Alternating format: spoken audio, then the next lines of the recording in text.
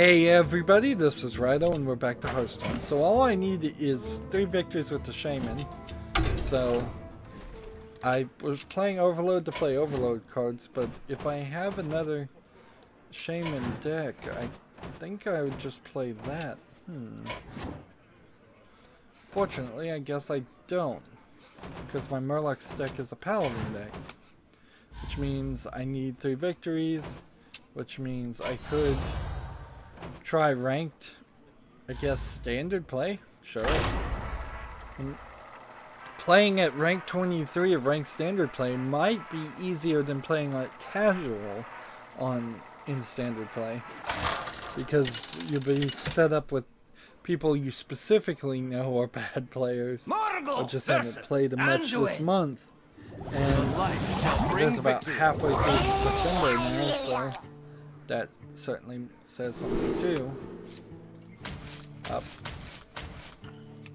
Still have a decent amount of things to talk about. A lot of people are talking about how The Last of Us doesn't need a sequel.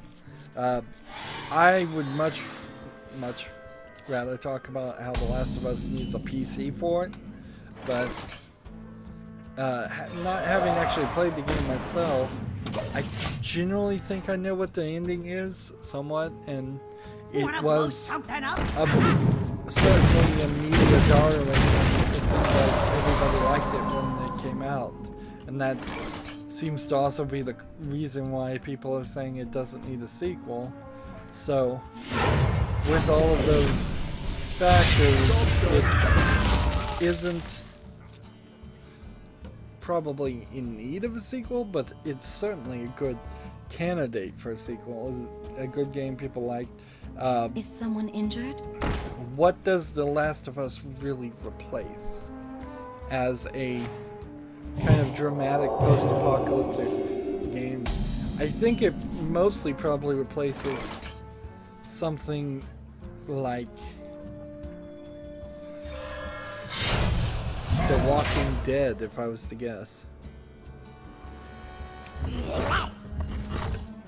That would be my guess. Is, the first season of The Walking Dead with Clementine. And you playing this main character, I forget his name now. You kind of see that same idea. There's just more gameplay in The Last of Us, which than The Walking Dead, obviously, and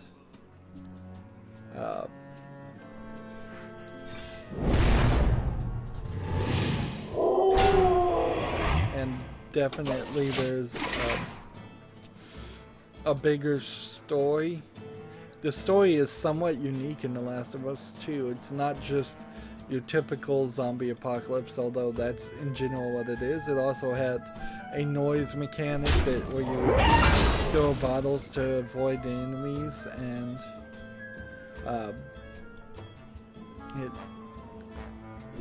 did it have a bow? I think there was a bow. I think that was what Giant Bomb was calling the year of the bow during that time.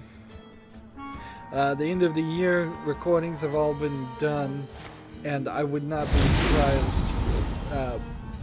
I haven't heard any of it for Giant Bomb, but I would not be surprised if there's yet another announcement that appears out of nowhere to the people. Something along the lines of somebody quitting, somebody being hired, something along that lines.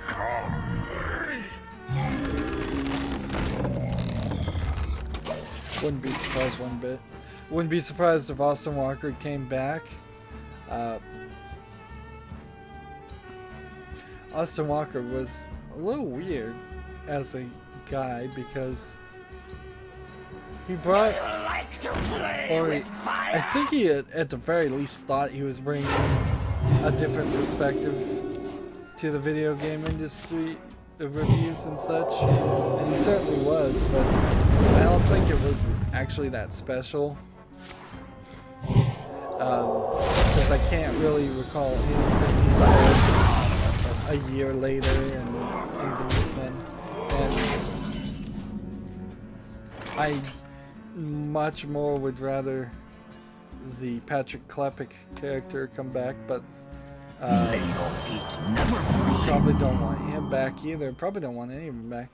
In a lot of ways, it all just kind of goes right back into the death of what is his name? I think Ryan.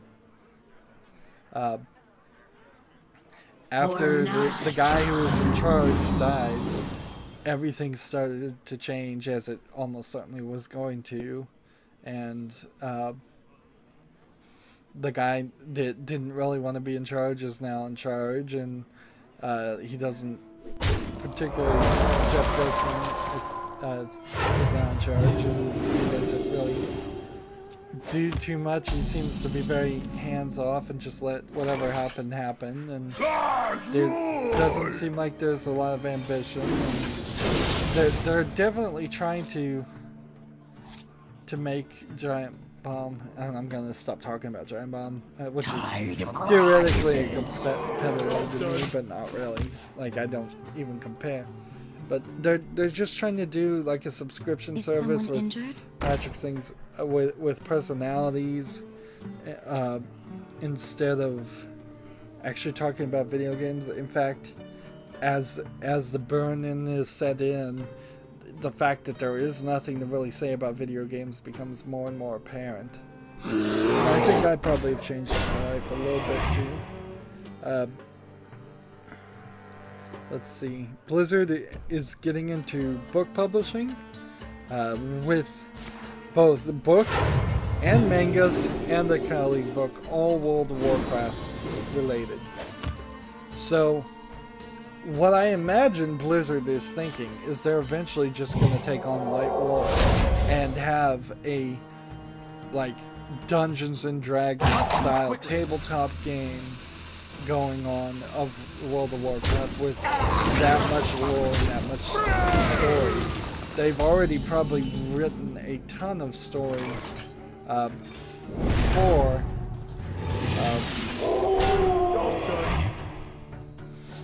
they probably already have written a ton of story for World of Warcraft.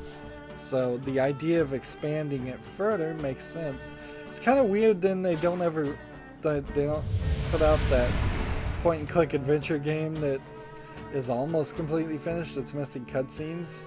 The fire lord.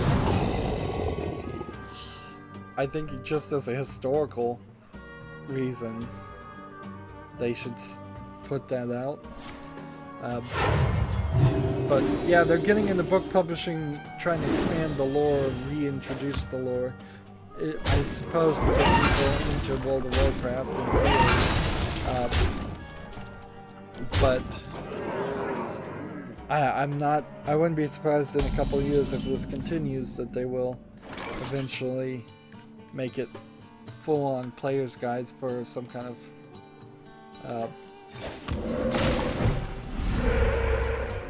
well, I was hoping to get the but didn't. My hand is too full. PewDiePie deletes his second channel and a troll to all of the people. This is certainly an instance again where I think people are not being realistic, like, and the journalist people are being sensational. You only have to know the tiniest amount of people. You only have to have seen a few of his videos that are the right ones, like the video that's titled "I'm Racist," or hear about any of his other antics and jokes, to know that PewDiePie is just kind of a trollish jokester. He's not awful. There's no reason why I think anybody would really hate him or think he's awful, but I don't like his voice. I don't like his "What's up, bros," brofist stuff that he's kind of stopped doing so much, and I don't like his style of actual video game review. If I've even seen any of his actual video game reviews, to me, But if all of that's put aside, any sane person is not going to delete a channel with 50 million subs. And you only have to kind of understand how the clickbait, the scamming, the trickster, the begging for likes, the begging for subs goes to see that's all he's doing. And so he got a bunch of people to sub to him. And is that going to really help him? Is that an audience that's really going to watch his videos?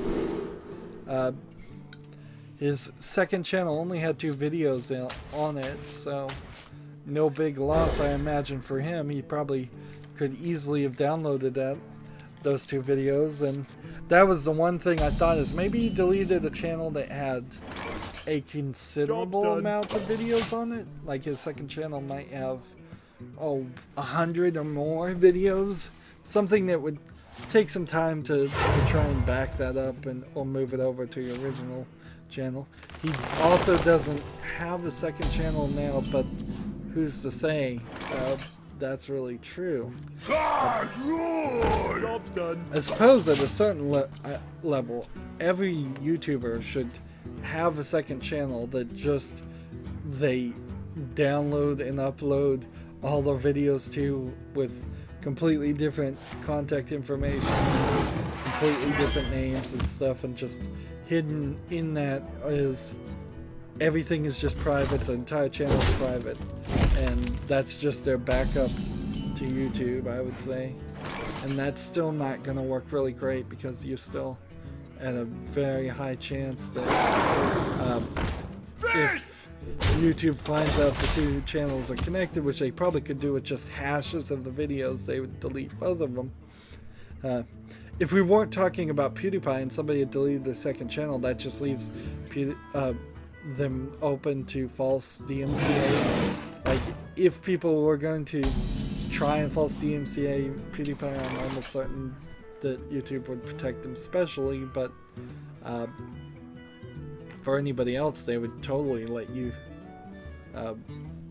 just screw up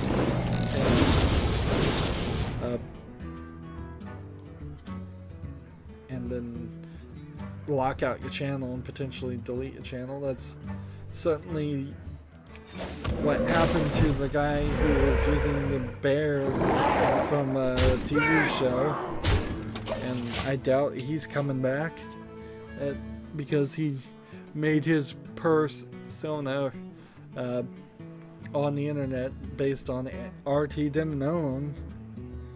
Someone carved it. I'm sure that guy certainly would have also been a lot happier if he had gotten caught a little bit earlier.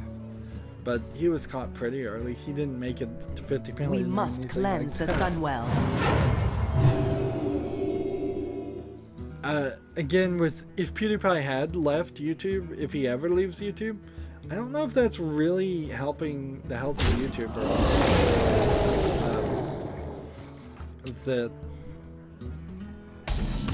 I think all the fans of PewDiePie would simply leave, or at the very least they wouldn't start looking for a replacement. They would probably mostly follow him. That being said, I would guess that PewDiePie's roughly 10 million new subscribers that he most recent are not going to watch his videos, and with the way YouTube seems to be working these days, they may very easily just get unsubscribed. I wouldn't be surprised if in a couple months PewDiePie is right back down to 40 or less subscribers because a bunch of fake accounts followed him, or because some other reason. Let's see, I need 2. Deal 5 damage, and then deal 3 damage.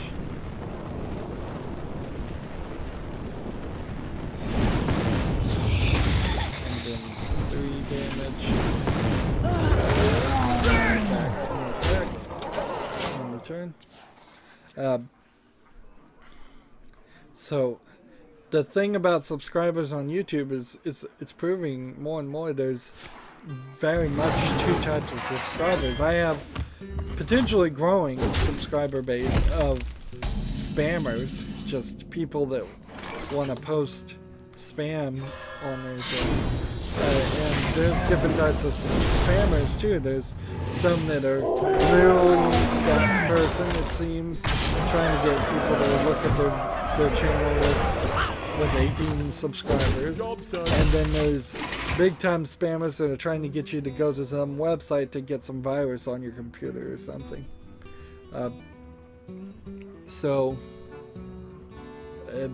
If most of my subs are growing with more spammers than real people that are going to watch my videos don't get views. Like, when I get a new subscriber, it does not equal one new view for every new video that comes out since then. Nowhere close. It's way less than that. Most of my videos still only getting 2, 3, 4 views at all. At least when I see them. So maybe if I go back and my old stuff, maybe it's all up to 5, 6, 7, 8 views, but it's not going to be much more than that. And that's not the situation I want to be in. And if getting more subscribers, if getting over 100 subscribers was a hard limit, which it seems like for some people it was, maybe those helps me. I'm glad for the spammers for now, but in the long run, I kind of agree with YouTube, what YouTube's doing, even though YouTube claims it's not doing it, to unsubscribe people who's not watching me. I think they may be a little extreme on it. If you're unsubscribing people who haven't watched, like, the last video, then you're very narrowly limiting how people use YouTube, if that's the case. But if you're unsubscribing people who haven't watched my last 2 weeks of videos or 2 months of videos, then that's fine for me. If somebody's been too busy to watch my videos in 2 months, they're never gonna watch them. So that's let's move on. Super Mario Run on the iPad requires online play for everything. I'm not really sure why. I'm not really sure they're sure why either. It seems kind of ridiculous. There is some time sharing against your friends feature, but the rest of the game is just a single player runner game. There's no reason whatsoever. Somebody said there's no money in VR development. Almost certainly agree with that. Like, there is no money in developing another Oculus Rift or even developing the Oculus Rift right now. Honestly, I don't think there's an industry at all for VR. Rich reporter people in California and New York were super big on it, but when you just get down to it, I think the truth is it's just a technology that won't succeed again. Now see, I should have attacked the guy with the 0-2 with taunt first, then played my spell card to get the same result, but I would have been certain I would have gotten that result instead of risking and gambling. I could have cost myself like 2 or 3 health right there by playing wrongly.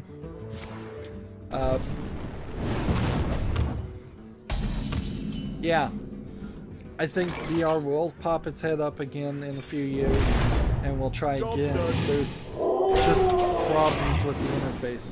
I saw an interesting video, I think it was on Computer File on YouTube, about how they're using stereoscopic 3D software and hardware from a while ago, so kind of old technology, to fix kids with a lazy eye, or whatever it's called, the kids that get patches on their eyes because one eye is more dominant than the other. Yeah, I think that is called lazy eye, but maybe that's insulting to somebody.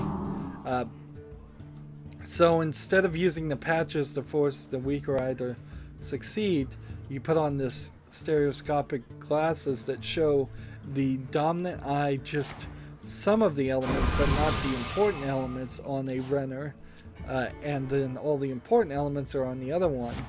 And so it's somewhat synchronizing things in the brain. So it's this little penguin, I think, that's running around trying to collect stars and avoid barrels. And on the strong eye, all you see is the penguin in the background. And on the weak eye, you see the penguin, the background, the stars, and the barrels that are randomly getting generated. And so the idea is to play that game. And it's a very interesting idea, but they have to get it polished so it runs perfectly. And ideally wouldn't even run on a computer. It would be on some kind of box that resets and works all the time like a Nintendo, more of a built-in game. And then also to keep the kids' attention, they need to desperately add more things. That you can't just have one game, even for very young kids. But I bet it's more interesting than putting a patch over their eyes. But yeah, VR. Even the new Google Daydream VR headset, whatever it's called, has a problem of overheating and having this heat right next to your face, even when just watching videos. So, and you still have this huge headset things. I don't think we may very well not get to VR until you can at the very least put on a standard weight of glasses, and that's it. Just regular glasses, and it's AR/VR, nothing big, nothing that has to go around your head, nothing that goes over your head or anything like that. I think until you get down to that level or smaller, like contact lenses or projection into your eyeballs from across the room, I think it's just too much money, too much effort, and not really worth it.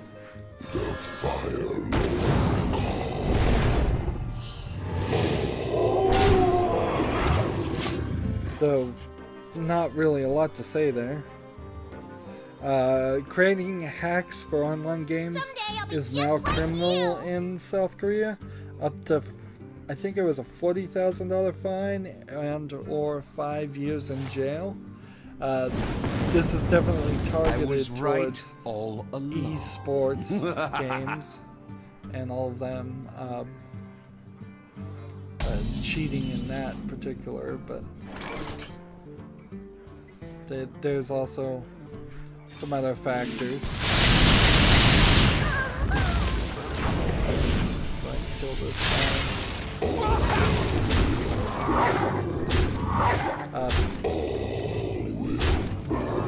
South Korea in general is a pretty restrictive country. There's way too many people in it, and their government their police force and government's really strong.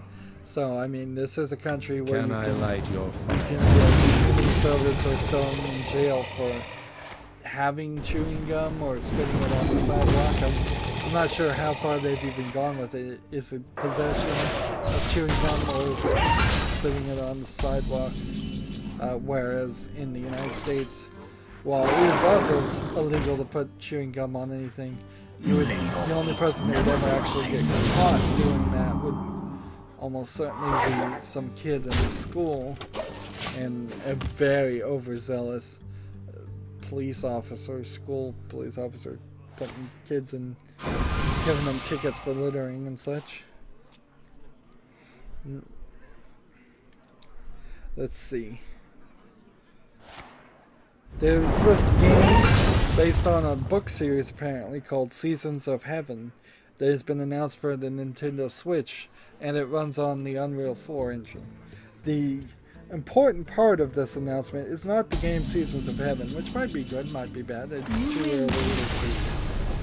The important part of this is they've made an Unreal Engine game run on the Nintendo Switch, which already, in some level, gives more hope for the Nintendo Switch. Because it is possible, unlikely, but possible that Unreal Engine 4 games would not be playable on it. It would just be such a weak computer since it's a portable console. I'm not sure there are any Unreal Engine 4 games that run on a 3DS. Almost certainly none run on a 3DS. That being said, Unreal Engine 4 has plugins to port code to portables, and so I wouldn't be surprised if there is a port code to something like an Android device or an iPhone device, something similar to that. And that is what it means by, so it's a mobile Unreal Engine 4 instead of the actual full thing. And if the Switch is at a low resolution, if it's not really trying to do that much, it's totally believable that almost anything would run on it at that point. But at least it's a good sign, and it doesn't look terrible. The render's good. Battleborn now unlocks all characters from the start. Everybody assumes that they're inching towards going free to play. It's all going to be too little too late, sadly. Just how it is. They should have gone free to play the week after Overwatch. After it became obvious Overwatch was going to win, which ironically, it's not even obvious to me now that Overwatch has staying power, but it certainly was going to win that battle. After a week, you knew it was going to win the battle between should I play Battleborn or should I play Overwatch. So, a week after that, Randy Pitchford should have come out, CEO of Gearbox, and said, you know what, we're going to refund everybody who got this game, or we're going to turn them into legacy players and give them special status, and we're going free to play. Or we're going to a free to play option. Maybe you could inch your way into it a little bit and try to cut the bleeding off a little bit and not lose all your money. But here it seems like they're losing all the money first, and then they're going to come back and try to make money as a free-to-play version of it. It's just not going to work. So, two more things to talk about, and we're almost done. Crytek Black Sea Studio has not been paying its employees. Apparently it's been doing that for a while, and according to this rumor, and it's allegedly up for sale. Apparently it's Crytek went very heavy on free-to-play games, and because of that they're not making anything that really sells, nor are they making any money.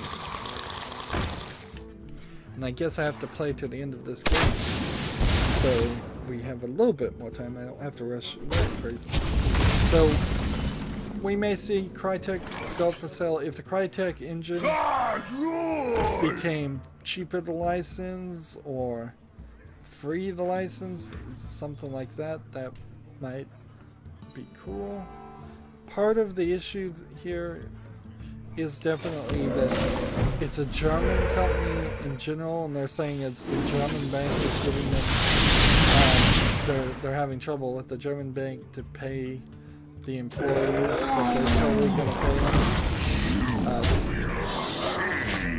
them. Seems really fishy in the European Union. It seems really, really fishy there. And then I saw the Crash Bandicoot remaster on the PS4 and a comparison of that. And Crash Bandicoot really is a game for the PlayStation 1, so I didn't play it. I missed out on all PlayStation 1 games, and almost all of them are not worth playing now. And I think Crash Bandicoot is certainly one of those. It was supposed to be the answer to Mario, a platformer, or Donkey Kong Country style platformer. It has a lot of things like that. And the remaster looks really good, but ironically, it shouldn't have been remastered. It looks much more that it should have been rebooted, or both. Maybe you could do a reboot that then has that original level. That's certainly something we saw in what did we see that in? We saw it in Duke Nukem. No, not Duke Nukem. Wolfenstein. Yeah, Wolfenstein had a dream sequence where you went back and played Wolfenstein 3D in this dream sequence for a short time, and it was kind of more of a joke than anything else. But then the remake of Wolfenstein is so much more modern than what Wolfenstein 3D was. And I'm talking about Wolfenstein, the Old Blood, which was the most recent thing. A game I do want to play, but do I want to play Wolfenstein 3D? No way.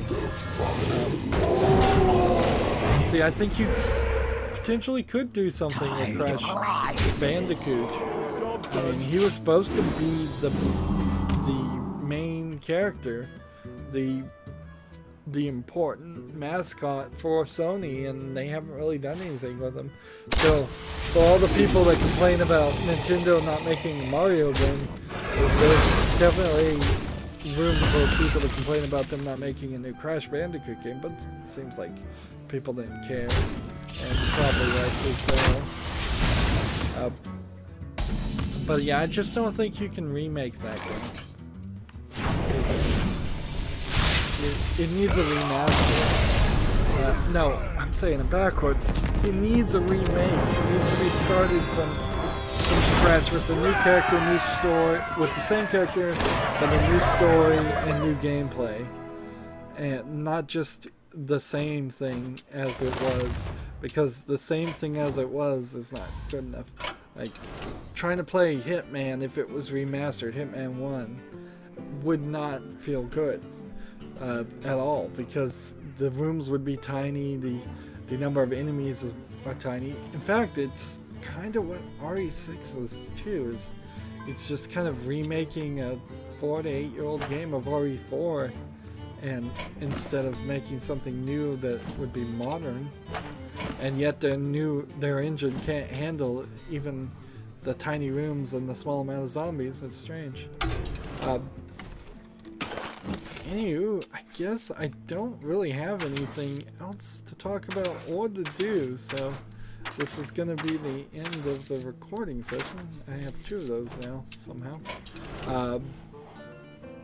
We're up to 3,480 gold. We're going to try and get back up to 10,000 or up to 5,000. I don't think I ever actually made it to 10,000. I would like to be at 10,000 at some point. That's it for this recording. As always, I ask you to like, share, subscribe, comment, and watch every second of my videos. If you want to support me further, you can go to my main YouTube channel. On the right is a button that says support this channel.